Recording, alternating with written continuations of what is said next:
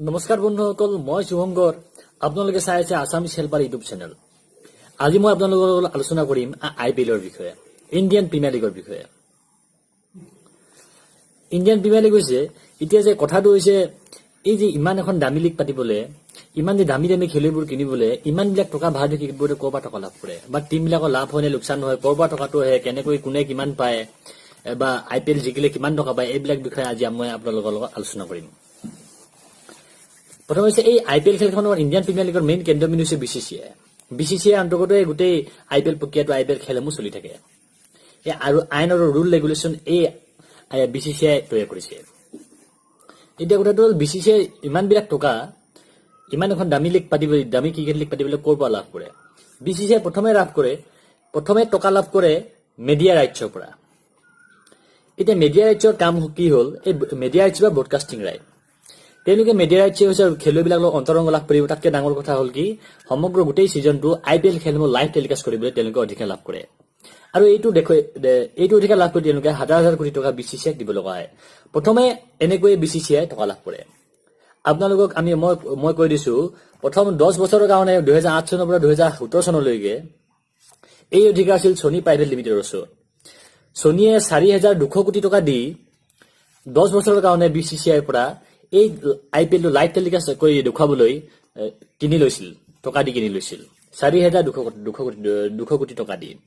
আৰু বৰ্তমান 2018 চনৰ পৰা 2022 চনলৈকে এই 5 বছৰ এই ৰাইটটো কিনিছে ষ্টাৰ ইণ্ডিয়াই। অৰ্থাৎ এতিয়া আমি IPLসমূহ দেখা পাম ষ্টাৰ স্পৰ্টছ 1, ষ্টাৰ স্পৰ্টছ 2, 3 এই চেনেল কেইটাত।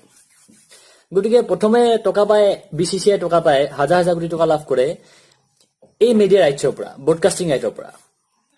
তাৰপিছত লাভ কৰে টাইটেল স্পন্সাৰ, এই টাইটেল স্পন্সাৰশ্বিপৰ কাৰণে।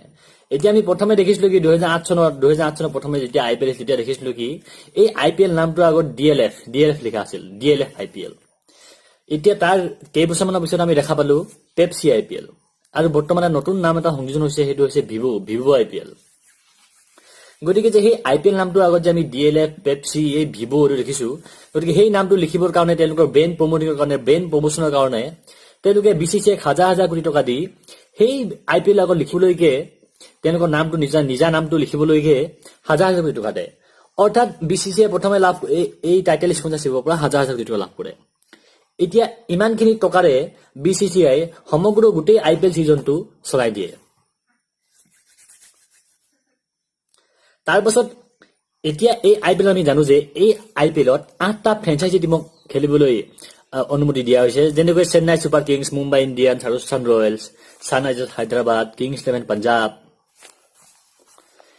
এইকেইটা টিম, কলকাতা নাইট ৰাইডাৰ্ছ, এইকেইটা টিম।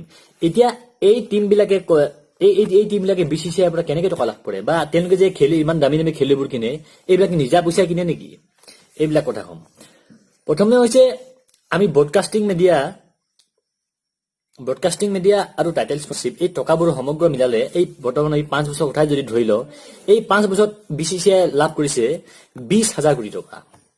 অৰ্থাৎ প্ৰত্যেক বছৰে 4,000 কোটি টকাকৈ তেওঁলোকে খৰচ কৰিব পাৰে। আৰু এই 4,000 কোটি টকাৰ প্ৰত্যেক বছৰে 40%, অৰ্থাৎ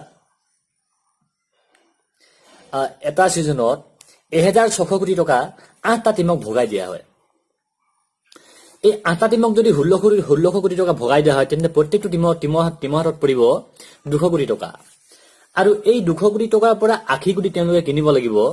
সমগ্ৰ টিমটো 80 কোটি টকাৰ ভিতৰত কিনিব লাগিব, তাতকে বেছি টকা খৰচ কৰিব নোৱাৰে। তেওঁলোকে 80 কোটি টকাত 10টা খেলুৱৈ কিনে, 12টা কিনে, 15টা কিনে, 16টা কিনে, তেওঁলোকৰ নিজৰ ইচ্ছা। কিন্তু তেওঁলোকে বিদেশী খেলুৱৈ 8টা কিনিব পাৰিব, 8টাতকৈ বেছি কিনিব নোৱাৰে। আৰু খেল এখনত 4টাহে বিদেশী খেলুৱৈ খেলাব পাৰিব, তাৰ বাকীখিনি ভাৰতীয় খেলুৱৈ হ'ব লাগিব। এতিয়া এই টিম বিলাকে যদি 200 কোটি টকা, বাকীটো খেলুৱৈবিলাকে 200 কোটি টকা পালেই নহ'ব, তেওঁলোকে 80 কোটি টকা তেওঁলোক কিনোতেই খৰচ হয়। গতিকে বাকীখিনি যে ইমান বিলাক যে তেওঁলোকক 5 ষ্টাৰ হোটেলত ৰখা হয়, এটা জেগাৰ পৰা আনটা জেগালৈ তেওঁলোকক ফ্লাইটত লৈ যোৱা হয়, তেওঁলোকে ইমান বিলাক টকা ক'ৰ পৰা পায়? এই টিম বিলাকে ক'ৰ পৰা পায়? গতিকে এই টিম বিলাকেও প্ৰাইভেটলি তেওঁলোকে লাভ কৰে এই স্পন্সাৰশ্বিপৰ কাৰণে। এই স্পন্সাৰশ্বিপবোৰ যেনেকে আমি দেখিবলৈ পাওঁ, টুপিত লিখা থাকে বা এই চাইডত লিখা থাকে জিঅ', পেটিএম, নকিয়া, চেমচাং আদি, এইবিলাক যে লিখা থাকে, এইবিলাকে তেওঁলোকক পইচা দিয়ে। তেওঁলোকে এই জাৰ্চি বিলাকৰ নামটো লিখিবলৈ, তেওঁলোকক ব্ৰেণ্ড প্ৰমোটিঙৰ কাৰণে তেওঁলোকেও এই প্ৰাইভেটলি তেওঁলোকে এই টিমবিলাকৰ লগত স্বাক্ষৰিত হয় এটা ছিজনৰ কাৰণে তেওঁলোকক শ কোটি টকা বা হাজাৰ কোটি টকা দিয়ে। গতিকে এই টিমবিলাকে প্ৰাইভেটলি লাভ কৰে এই স্পন্সৰশ্বিপৰ পৰা তেওঁলোকৰ নিজৰ খৰচ পাতি এইবিলাক লাভ কৰে। আৰু এটা তেওঁলোকে টকা লাভ কৰে IPL ট্ৰফিটো জিকিলে। যেনেকৈ 2017 চনৰ ছিজনটোত ফাইনেল উইনাৰটোক দিয়া হৈছিল, চূড়ান্ত বিজয়ী দলক দিয়া হৈছিল 16 কোটি টকা। আৰু এই 16 কোটি টকাৰ পৰা 50% টকা যোনটো চূড়ান্ত বিজয়ী দলটোৱে খেলুৱৈসকলক দিবলৈ বাধ্য, কাৰণ এইটো BCCI এটা আইন। 16 কোটি টকা যদি তেওঁলোকে জিকিছিল, তেওঁলোকে অৰ্থাৎ 8 কোটি টকাতকৈ বেছি দিব পাৰে, কিন্তু 8 কোটি 50%কৈ কম কৰিব নোৱাৰে। তেওঁলোকে যদি 20 কোটি জিকে, 20 কোটি দিয়া হয় ফাইনেল খেলখনত, তেওঁলোকে 10 কোটি টকা এই খেলুৱৈবিলাকৰ মাজত ভগাই দিব লাগিব। এইটো BCCI নিয়ম বান্ধি দিছে।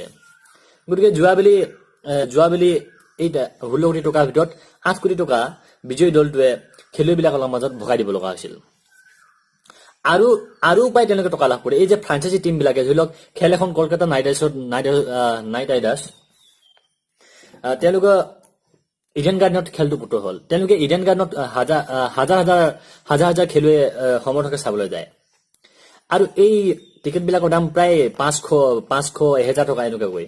গতিকে আমি যদি ইমানবিলাক হাজাৰ দৰ্শকে যদি এই IPL খেলসমূহ চাব যায়, তেওঁলোকে প্ৰত্যেক দিনাখনেই এখন খেলৰ পৰাই প্ৰায় 5 কোটি 6 কোটি টকা ইনকাম কৰি লয়।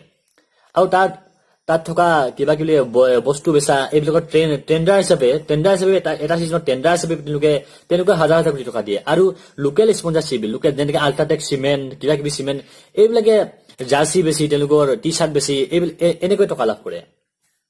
গতিকে IPL খেলটো সমগ্ৰ টকাৰ খেল, সমগ্ৰ গোটেই খেলটো টকাৰে ভৰপূৰ হৈ থাকে। কিন্তু অকল এইটো যে এইটো বেয়া দিশ আছে এইটো নহয়। এই IPL পৰা ভাৰতীয় ক্ৰিকেট টিমৰ বহুতো ভাল খেলুৱৈ, প্ৰতিভাসম্পন্ন খেলুৱৈ ভাৰতীয় টিমত অন্তৰ্ভুক্ত হৈছে। গতিকে সমগ্ৰ IPL খেলসমূহ এনেকৈ চলি থাকে, এনেকৈ টকা লাভ কৰে। আজিলৈ বন্ধু ইমান সকলে আপোনালোকে যদি মোৰ ভিডিঅ'টো চাই ভাল পালে, লাইক কৰিব, শ্বেয়াৰ কৰিব, কমেণ্ট কৰিব আৰু চেনেলটো ছাবস্ক্ৰাইব কৰিবলৈ নাপাহৰিব।